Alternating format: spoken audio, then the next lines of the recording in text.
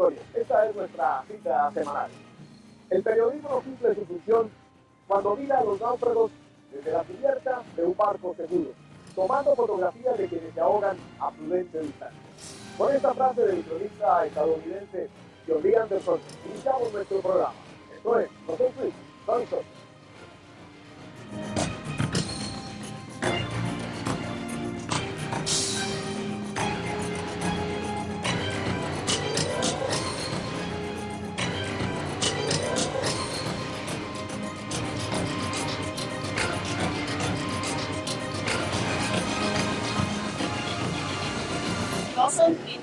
Son historias. Uno se pregunta, ¿cómo es que esos primeros compositores de trova tradicional cubana, muchos de ellos analfabetos, escribían canciones y boleros tan inspirados? Parte de ese misterio nos lo revela la siguiente historia.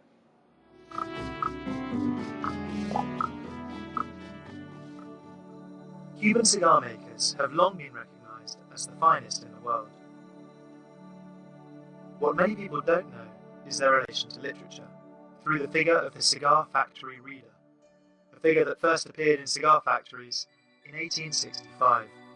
Their mission was both to entertain and to educate cigar makers, many of whom were illiterate, by reading works of literature. Some of the cigar makers' favourite books even went on to become famous cigar brands, as names like Monte Cristo and Romeo and Julieta illustrate. This tradition lives on today. We follow the working day of one of the most famous Cuban readers, Lara, who has worked in the country's largest cigar factory for 20 years. She previously worked as a broadcaster for a local radio station. Each day she leaves for work before sunrise, catches a bus to the municipality of El Cerro in northern Havana, and she then walks several blocks to the factory of La Corona, which employs over 200 workers and produces almost 10 million cigars every year.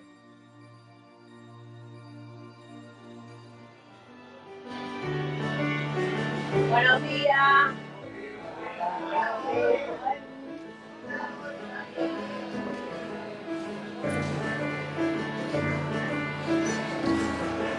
Todos los lectores de tabaquería somos parte del gremio de los torcedores. Lo más importante es la interacción con las personas, sentirte parte de ellas, vivir cada momento que ellos pasan durante el día, durante los meses, los años.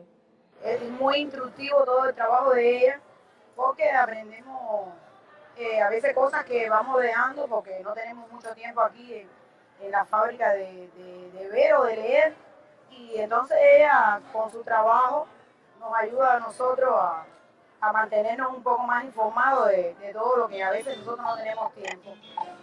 Buenos días.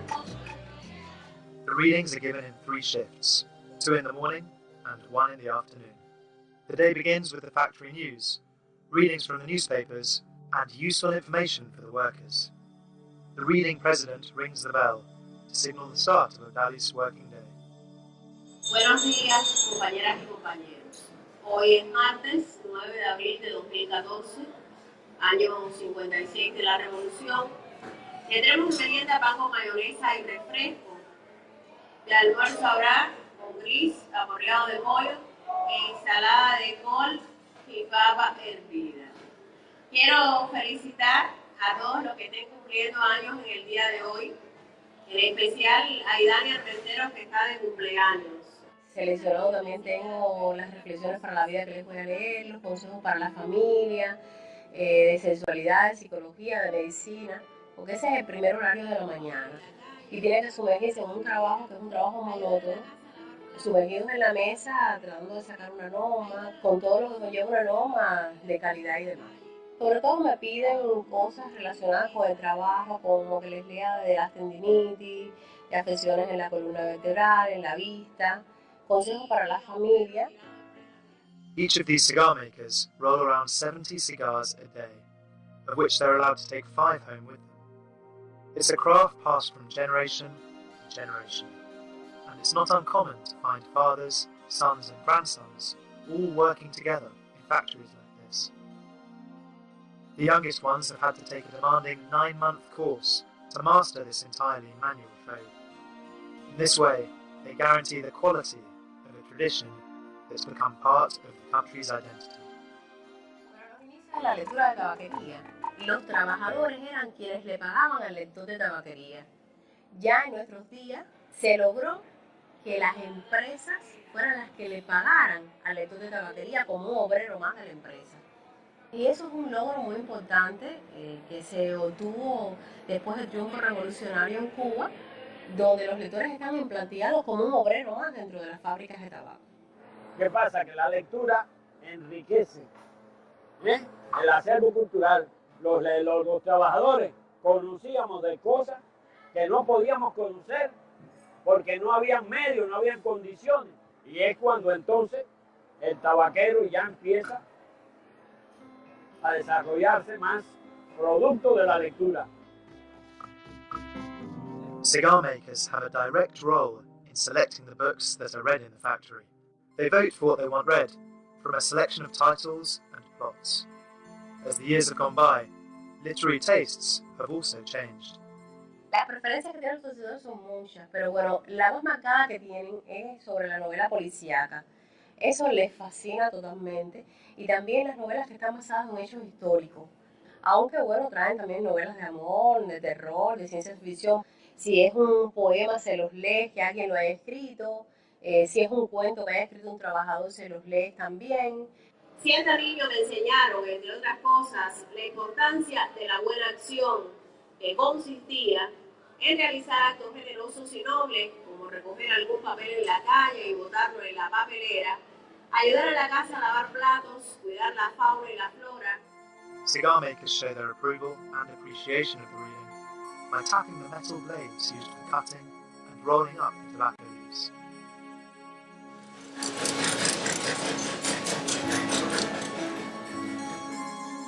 When her working day is done, Odalis often roams the city, looking for new books for her co-workers. Among the places she visits are public libraries, which, just like in other parts of the world, are frequented less and less by young people.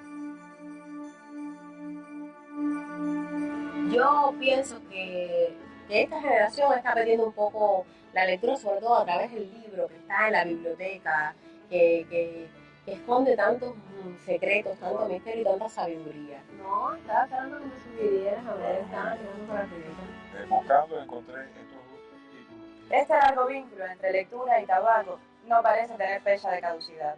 Forma parte del patrimonio intangible de la nación. En Cuba se afirma que en cada habano que alguien se fuma en el mundo están también contenidas las voces de los lectores con su pedacito de historia, tradición y enseñanza. Desde La Habana para teleSUR, Javier Casal y Emma Caterina. Un hombre no es un pájaro y debe soportar la ruindad de estar unido a la tierra como un ángel al cielo.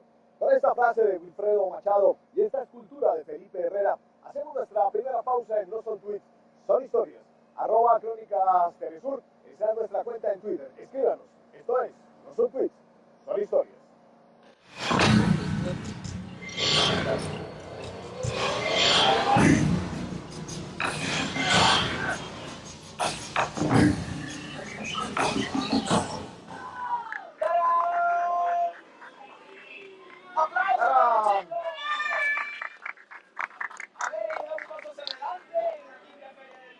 Y saludan al público. Y el público los aplaude. Y el público grita.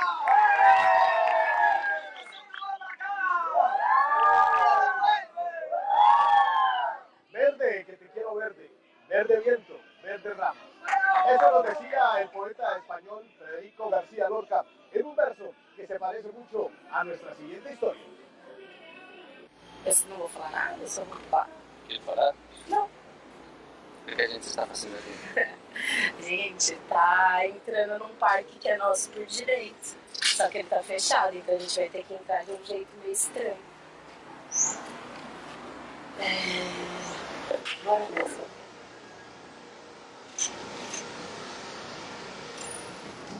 We're in downtown Sao Paulo, a huge city with a population of around 20 million.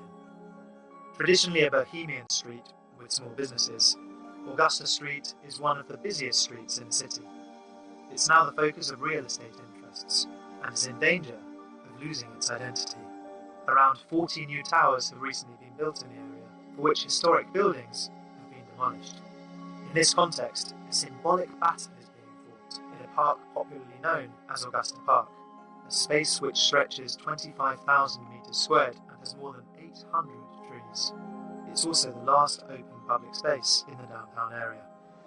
Ele já há mais de um século vem sendo desejado como espaço público, então é uma luta histórica no centro metropolitano de São Paulo.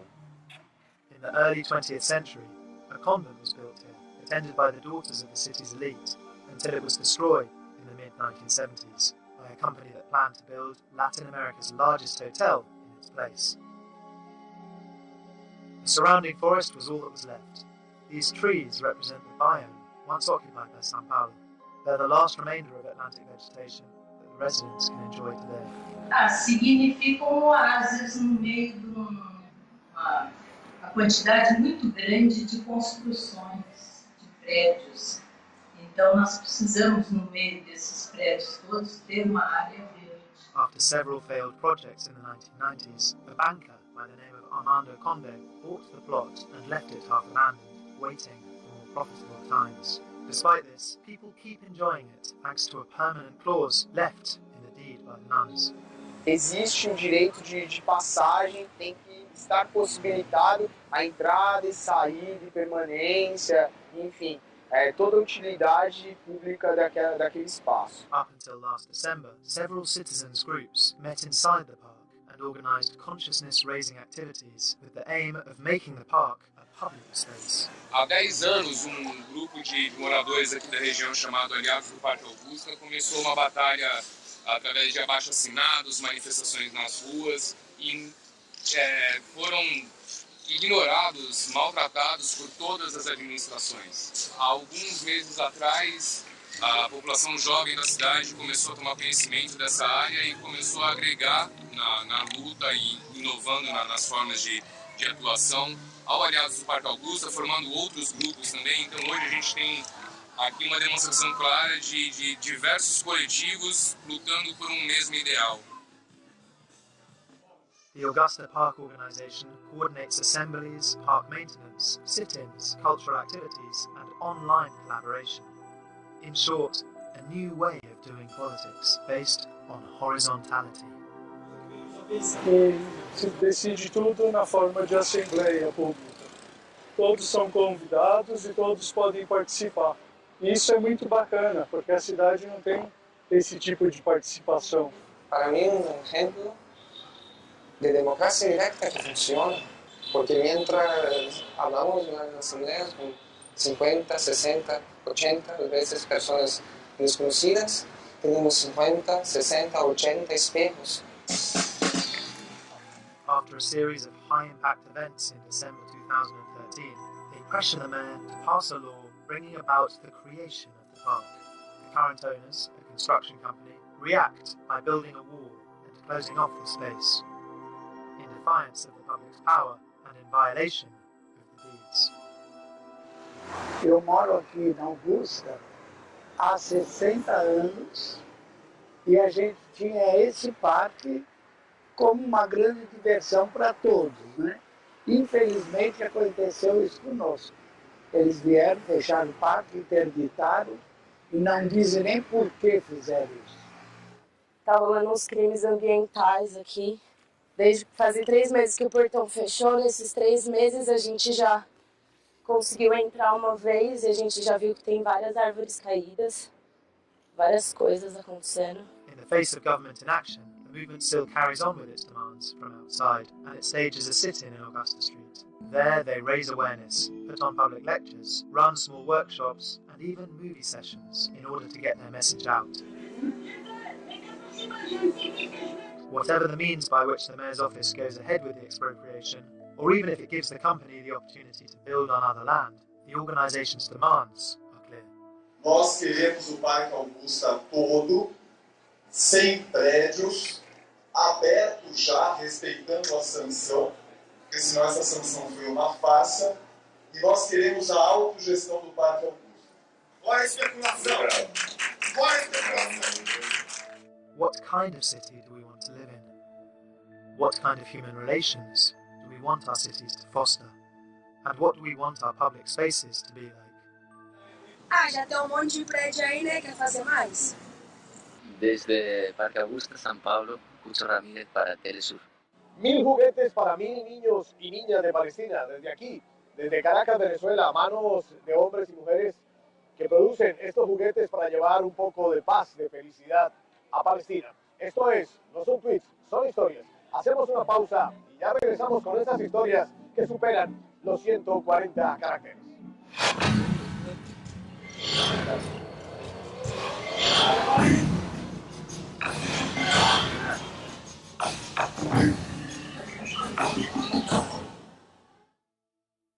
Me doy pena llamándome, repitiéndome el nombre. Voy detrás de mí, por el caserío con que me recuerdas, sin tierra de tanto hablarte, con el desprendido del declive en los labios.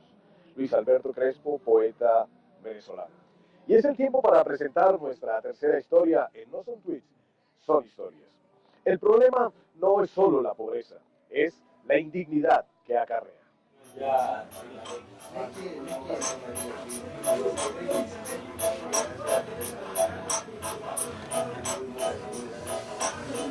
We normally smoke here.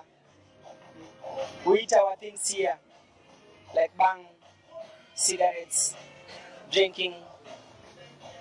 That's why we come here. We come to meet here each and every time. I smoke it so to relax, and then in the morning I go to searching for the daily bread, to talk, and then just the cool for the mind.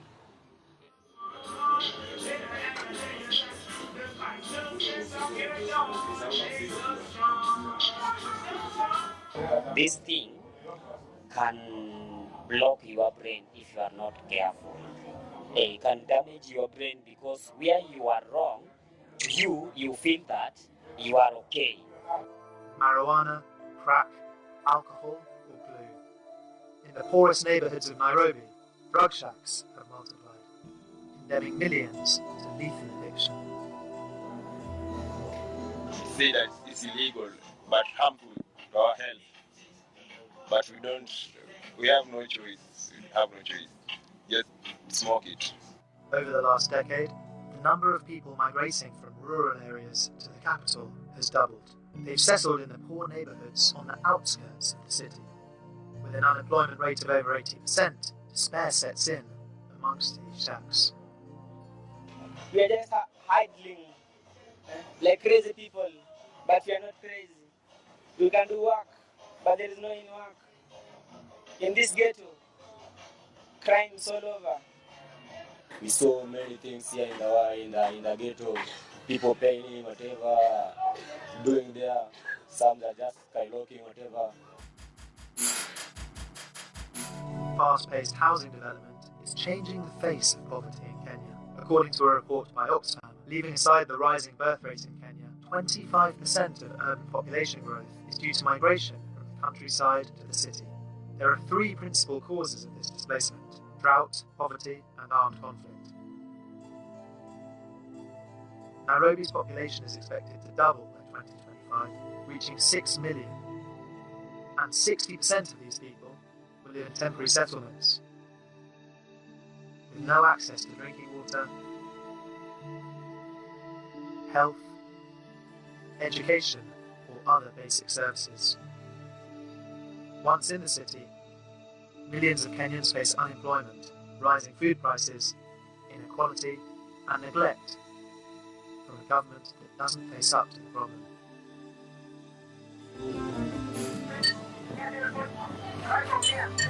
Mike Oyundiege knows something about drug problems in Kenya. 20 years ago, he was hooked, and now he goes around the drug underworld of the shanty towns to try and convince young people to change their lifestyle.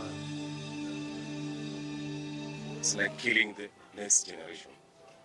There will be no healthy people, there will be no bright people, there will be no future in the slum. By killing the slum, that means you're killing Kenyans. Because most of the people who are living in the slum, they are poor. Mike lives with his wife in a tiny shack. They belong to the 60% of Kenyans living on less than $1 a day.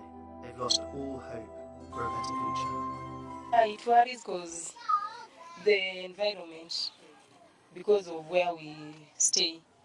Like when you look at this place, there are no job opportunities. So maybe when children, okay, right now I have one child. Maybe let's say in future I'll have as many as possible. That's when maybe you can't sustain them due to no job opportunities. So we are afraid of that. And I believe maybe miracles will make a poor person to come right from poverty to a rich level. Maybe miracles. But this couple's pessimism is also fought from the ghetto.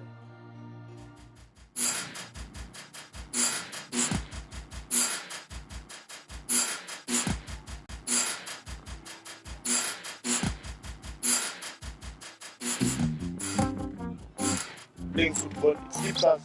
Like now you find most of the people are not idle. I mean, they're participating here, they're sharing talents together. So this brings us together and share different ideas. So we can even try and teach those who are addicted by giving them advices so that they can come out of this and make something good. We live together, we like helping each other. No matter what problem we undergo, we live as brothers and sisters. That we are united in all the things that we do.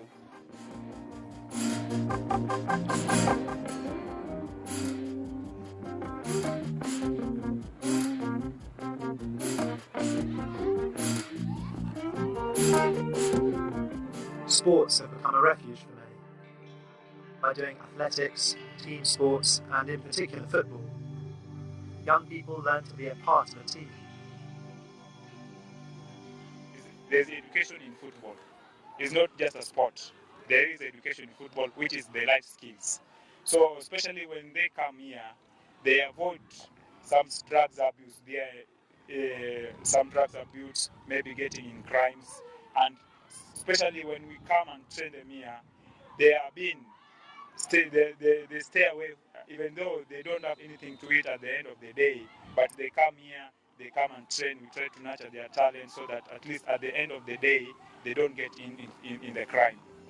Sports for hope. The hope of neighbourhoods that fight to prevent drugs and crime from ruining their young people's future.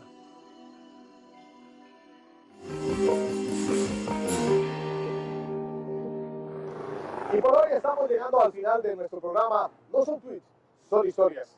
Esas historias, esos relatos que superan los 140 caracteres. No son tweets, son historias, @telesurtv.net. Ese es nuestro punto de contacto. Escríbanos. Nos vemos la próxima semana. Pásenla bien. Paz para Palestina. No son tweets, son historias.